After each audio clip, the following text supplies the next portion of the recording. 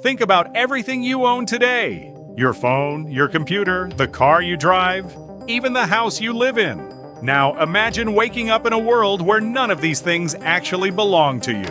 Sounds like a dystopian movie, doesn't it? But the truth is, the world's most powerful figures are discussing exactly this in global economic forums and behind closed doors. You will own nothing and you will be happy. This isn't a prediction, it's an agenda. And this agenda has already begun to infiltrate every cell of our lives before we even realize it. We've reached the end of the concept of ownership. You used to buy an album and that record was yours forever. Now you pay a monthly subscription fee to a platform. You used to buy software once and install it on your computer. Now you pay rent every month for usage rights. Do you realize? We no longer buy anything. We only rent temporarily. And the final destination of this model won't just be digital products. It will be our homes, our cars, and even our clothes. So why? Why does the world want to transform us from owners to renters? The answer is simple and equally terrifying. Control.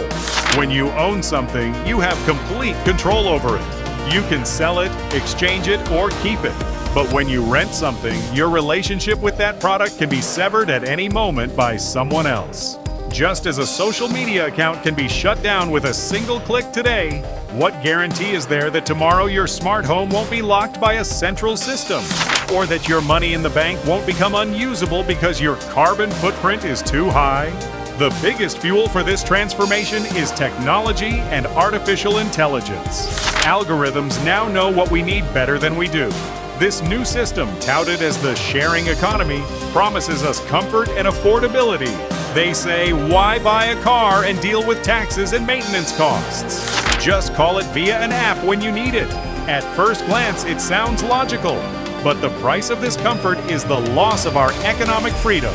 A generation that cannot save, that lacks assets, is always forced to submit to the conditions imposed by the system. Because if you have nowhere to go, no home to live in, and nothing to sell, you are 100% dependent on the system. Currently, the world economy is in a massive debt spiral. The middle class is shrinking, and property is concentrated in the hands of a very small group at the very top of society. Concepts that sound appealing, such as sustainability and efficiency, are actually used as packaging for this new system of slavery. Everything from the tomatoes you grow in your garden to the old car in your garage will be claimed to be inefficient. Everything must be managed by a central authority. Everything must be offered as a service. The truth is, property is freedom.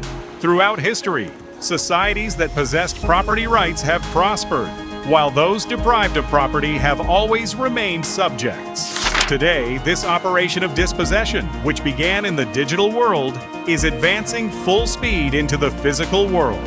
Subscription systems, digital currencies, and social credit scores. They are all pieces of the same puzzle.